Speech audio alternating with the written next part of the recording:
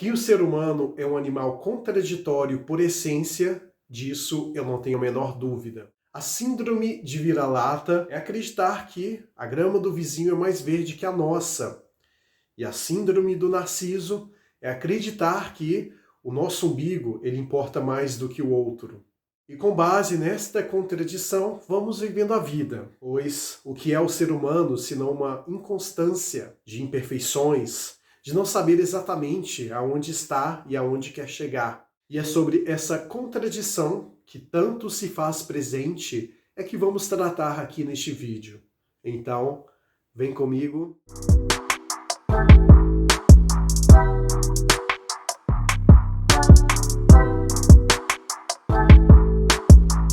A você que acompanha o canal Vida Cotidiana, mais uma vez seja bem-vindo. E para você que chegou pela primeira vez, seja bem-vindo também.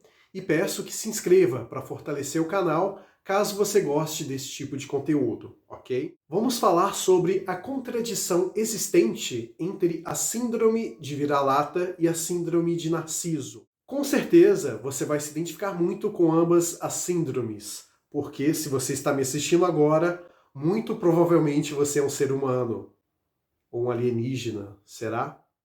Então, para a gente começar a ter esse entendimento do que são essas duas síndromes, vamos tratar aqui de alguns exemplos para ficar mais prático a questão da absorção do conteúdo. Você já deve ter ouvido falar, ou você mesmo já deve ter tido essa opinião, de que filme brasileiro não presta, de que são todos farinha do mesmo saco, e que os filmes que realmente fazem sentido, que são gostosos de serem assistidos, são somente os gringos, seja das produções de Hollywood em geral e por outros estúdios também, mas os filmes brasileiros, só pelo fato de serem brasileiros, são ruins. E realmente, se você for parar para ver, muitos, para não falar a maioria, são.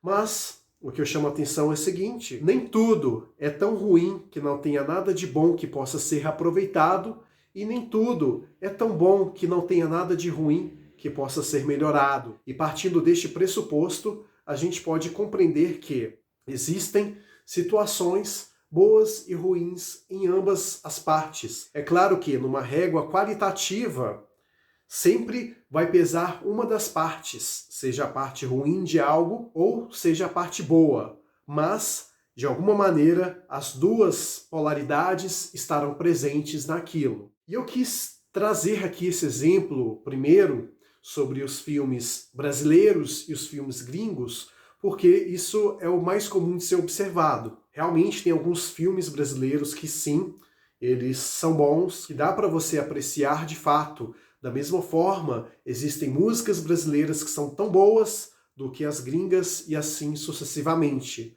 Mas a síndrome de vira-lata faz com que a gente ache que aquilo que é nosso, de maneira coletiva, assim falando, é ruim porque é nosso. Nós temos a tendência de acreditar que aquilo que está no nosso bando não é digno de apreciação.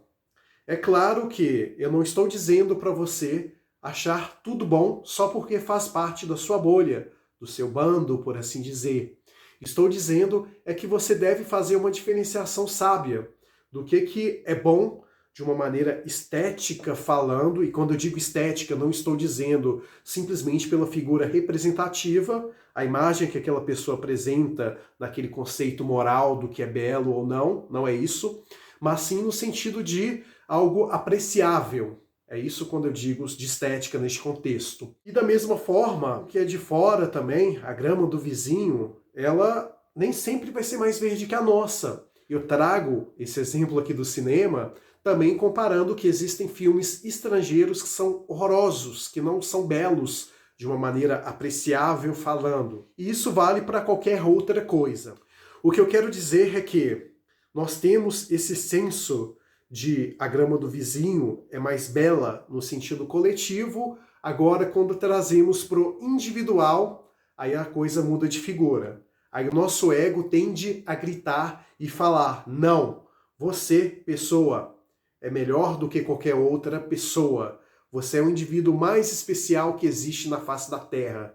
Então, o que você disser vai ter uma grande validade em relação a qualquer outra pessoa. E essa contradição talvez seja a pior de todas aquelas outras que nós, enquanto seres humanos, praticamos por aí. E não é muito difícil de você ver as pessoas se vangloriando por aquilo que fazem, na sua individualidade. E até mesmo nessa individualidade, muitas das vezes, na desmembração daquilo que ela faz, individualmente falando, pode surgir outras coisas que ela acredita para si, pelo fato de ela mesma ter feito, aquilo já é ruim por natureza, na crença dela. Aí acaba entrando em contradição mais uma vez. E aí a gente observa muito essa questão de que o ser humano, ele tende a ter um raciocínio não muito voltado pelo lado da racionalidade, quando ele vai observar algumas coisas.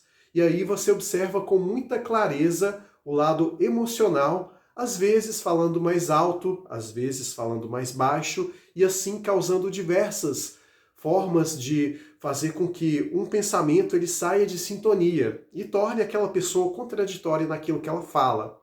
Em alguns discursos de pessoas por aí, você observa que, ao mesmo tempo que ela está tendo um discurso alinhado mais pela questão da autoestima, pela questão do autocuidado, pela questão do amor próprio, principalmente, hora ou outra ela acaba se escorregando e deixando claro de que ela não tem amor próprio e não tem autoestima em alguma outra área. Por isso que eu falo que é um ponto a ser observado, que, como eu disse no começo, não tem nenhum problema você ser contraditório às vezes. Porém, quando você faz da contradição um estilo de vida, realmente isso é um claro sinal de que você não anda bem. Não anda bem naquilo que você tem como propósito de vida, de que você é uma pessoa que está perdida, que precisa urgentemente de uma orientação sobre como avaliar aquilo que você realmente quer, aquilo que você é. Por isso que é importante que nós, seres dotados de racionalidade, tenhamos um entendimento daquilo que a gente pretende para a nossa vida. E aí a gente tem que fazer uma análise, observar nossas atitudes, para compreender se estamos agindo de maneira vira-lata ou se estamos agindo de maneira narcísica. Como já falei em vários vídeos, não me canso de repetir, pois esse conselho é para a vida. Se eu pudesse dar um único conselho para você e ele de fato fosse ouvido, seria a questão do equilíbrio. O caminho do meio, ele realmente é o mais sábio, ele é o que te traz a questão do autoconhecimento, ele te faz você ascender enquanto pessoa e faz com que você desbloqueie as outras fases da sua vida. É como se fosse de fato um videogame, que você precisa ir vencendo fase por fase. E se você não tem essa chave do equilíbrio bem alinhada, realmente as coisas passam a ficar dispersas para você. E aquilo que você talvez tenha como objetivo principal de vida pode ficar mais inalcançável a partir do momento em que você não faz do equilíbrio um estilo de vida. Por isso que fazer da contradição como um lifestyle, como eu citei, realmente vai fazer de você uma pessoa insegura, uma pessoa que cedo ou tarde terá a depressão batendo na porta. E se você não está seguro de si, se você não está bem enraizado dentre aquilo que você de fato acredita, realmente você será um alvo fácil, não só para a depressão em si, mas qualquer outra doença de cunho psicológico que venha a querer adentrar em você. E para tornar mais claro ainda todos esses exemplos que aqui estou trazendo neste vídeo, também cito sobre o reverso dessa situação. Quando a síndrome de vira-lata ela é deixada de lado, mas vem uma outra síndrome, a síndrome do pitbull, que é você acreditar que aquele todo do qual você está inserido é muito bom. E só pelo fato de ser aquele todo, o seu todo, digamos assim, você está no caminho certo e que, portanto, aquilo é o que deve ser percorrido por tudo e todos. Por exemplo, a gente vê aí no caso das bolhas ideológicas, as pessoas brigando por conta de ideologias políticas, acreditando que a sua própria ideologia, justamente pelo fato de terem várias pessoas tendo aquele mesmo pensamento que você acha que está correto e que, portanto, todas as outras pessoas também devem acreditar que aquilo, a sua bolha, É a bolha que realmente é detentora da verdade e que qualquer coisa que fuja daquilo está errado. Então você passa a ter a síndrome do vira-lata ao contrário, o que é tão ruim quanto a síndrome do vira-lata, que nesse caso concreto é você colocar o coletivo do qual você faz parte como o número um, como o inquestionável. Então, isso também é outro ponto a ser observado. Já que estamos falando de opostos, também existe a síndrome oposta da síndrome de Narciso, que nada mais é do que quando você tem ausência de amor próprio. E quando você não tem um autoconhecimento muito bem definido e que você não acredita em si mesmo, você acaba considerando que você só tem uma opinião válida a partir do momento em que várias pessoas compram a sua ideia, que é o caso da síndrome do Pitbull aí. Então você não tem personalidade própria. Nesse contexto, você busca o tempo todo aprovação social, para que assim as pessoas possam olhar para você e enxergar em você alguém de credibilidade. Se você não tem essa validação de terceiros dessa bolha do qual você pretende ser um pertencedor, você simplesmente acaba sendo um sozinho. E isso vai te causar frustração pessoal, porque uma vez que você não se conhece e que você projeta nessa bolha social tudo aquilo que ao outro pode enxergar de valor em você, então as coisas de fato vão fluir de maneira negativa. E isso é algo que você tem que ter muita atenção, pois poderá te prejudicar muito no decorrer da sua vida. E para chegar na reta final do vídeo, volto a chamar a atenção sobre o quão importante é ter esse discernimento. Você não deixar com que a síndrome de vira-lata fale mais alto e também não deixar que a síndrome de Narciso também berre. Por isso que é importante avaliar os cenários de maneira bem crítica e não tomar nenhuma decisão com base unicamente naquilo que você acha, mas sim com base na análise.